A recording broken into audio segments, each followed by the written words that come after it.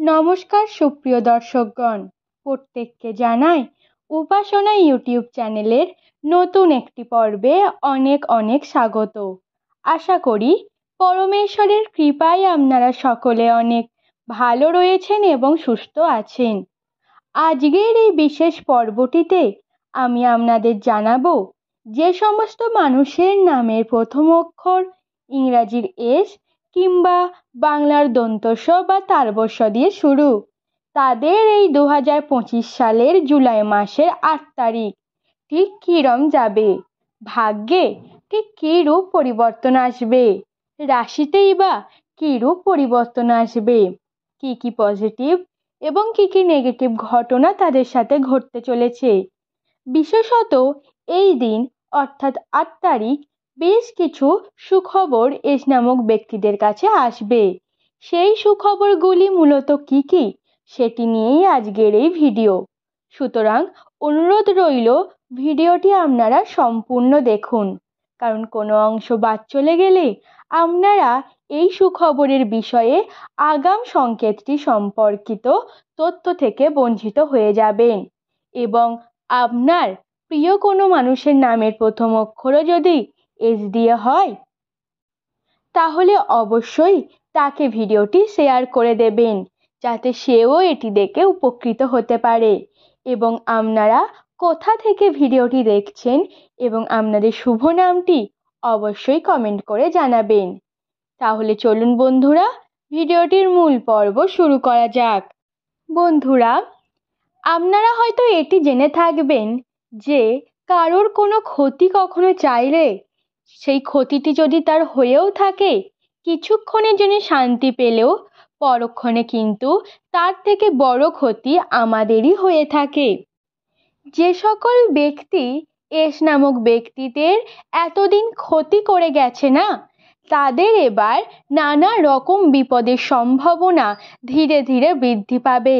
তাদেরও নানা ধরনের ক্ষতি বর্তমানে তাদের ভাগ্যে লক্ষ্য করা যাচ্ছে। এছাড়া আগামীকাল তো এস নামক ব্যক্তিদের বেশ কিছু সুখবর আসতেই চলেছে।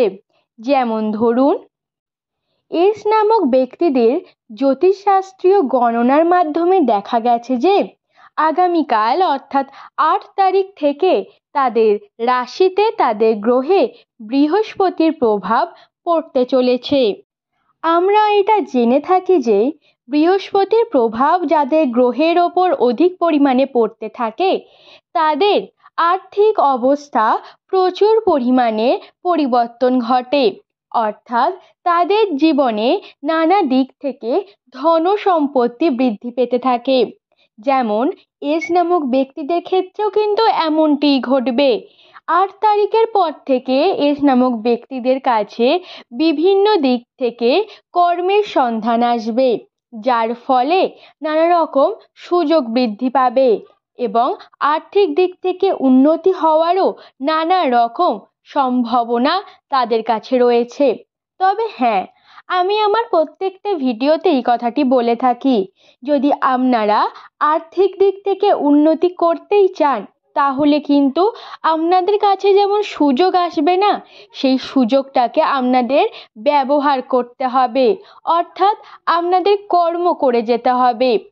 অলসতা হলো এস নামক ব্যক্তিদের একটি বড় দুর্বলতা, আর সেই দুর্বলতাটাকে পেরিয়ে যদি এস নামক ব্যক্তিরা নিজেদের কর্মের প্রতি আরো দৃঢ় হয়, আরো মনোযোগী হয় এবং নিজেদের কর্মঠ প্রকৃতির করে তুলতে পারে, তাহলে কিন্তু আগামীকাল অর্থাৎ 8 তারিখের পর থেকে তারা যে বিভিন্ন ধরনের কাজের সন্ধান পাবে না, তার ফলে তারা কিন্তু জীবনে উন্নতির শিখরে উঠতে পারবে।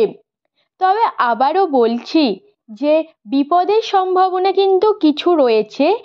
একটা সংকেত আমি বলে দিচ্ছি কর্মের দিক থেকে, তা হলো আপনাদের অলসতা। এটাকে একটু ভেবে চিন্তে কর্ম করবেন, আশা করব আপনারা উন্নতি করতে পারবেন। এছাড়া এস নামক ব্যক্তিরা যারা বর্তমানে এখনো বেকার এবং মেয়েরা যারা নিজের পায়ে দাঁড়াতে চাইছেন কিন্তু পারছেন না, তাদের জন্য বলি, আপনাদের এই সময় কিন্তু যদি ছোটোখাটো নিজের হাতের কোনো ব্যবসা খুলতে চান তাহলে এটি খুব বড় সুযোগ। আর নতবা আপনাদের কাছে কিন্তু নানা দিক থেকে ছোটোখাটো বেসরকারির চাকরির সুযোগ আসবে, সেটার দিকে আপনাদের একটু লক্ষ্য রাখতে হবে, একটু খোঁজ খবর রাখতে হবে, তাহলেই দেখবেন আপনারা সেটি কাজে লাগাতে পেরেছেন। বর্তমানে যেমন সুখবর রয়েছে, আরেকটা খারাপ খবর এস নামক ব্যক্তিদের রয়েছে। এস নামক ব্যক্তিরা অত্যন্ত সত্যবাদী হয়ে থাকে এবং ভুলকে কখনো তারা মেনে নিতে পারে না। তাই ছোটোখাটো ঝামেলায় জড়িয়ে যাওয়ার মতো সম্ভাবনা কিন্তু বর্তমান সময়ে এস নামক ব্যক্তিদের রয়েছে। মানে তারা যেমন কোনো ঝামেলা দেখে এগিয়ে যায় না, সেই এগিয়ে যাওয়ার ফলে তাদের নানা রকমভাবে কিন্তু সমালোচনার সম্মুখীন হতে হবে এবং নানা রকম ছোটোখাটো ঝামেলায় জড়িয়ে পড়তে পারেন। তাই বলবো একটু ভেবেচিন্তে এই সমস্ত কাজ করবেন।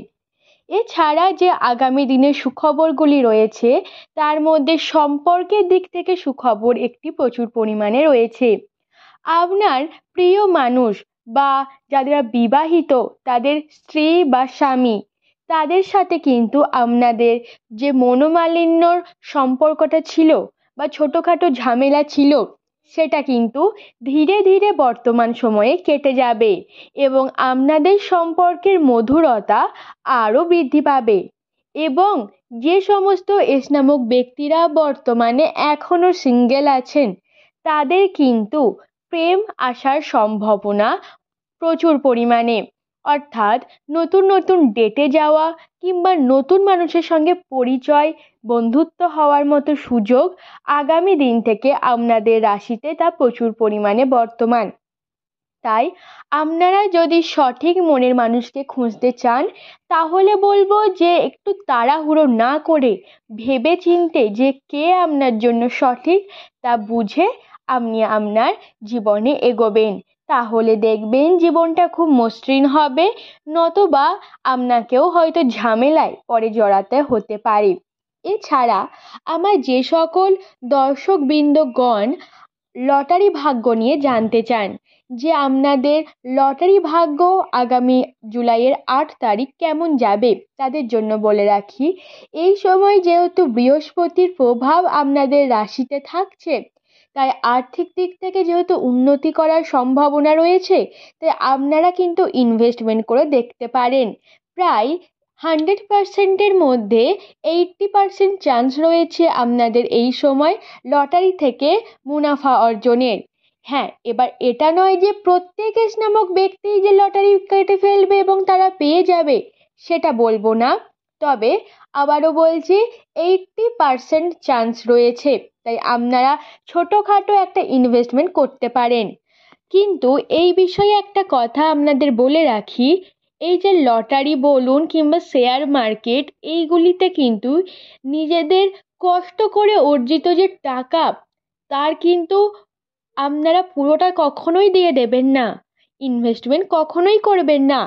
আপনাদের যদি বাড়তি টাকা মানে নিজেদের সমস্ত সাংসারিক কর্ম, নিজেদের প্রয়োজনীয় টাকা যেটা লাগে সেটি বাদ দিয়ে যদি কোনো বাড়তি এক্সট্রা টাকা আপনার কাছে থাকে, সেই টাকাটি আপনারা লটারি কিংবা শেয়ার মার্কেটে লাগাতে পারেন, অর্থাৎ ইনভেস্টমেন্ট করতে পারেন।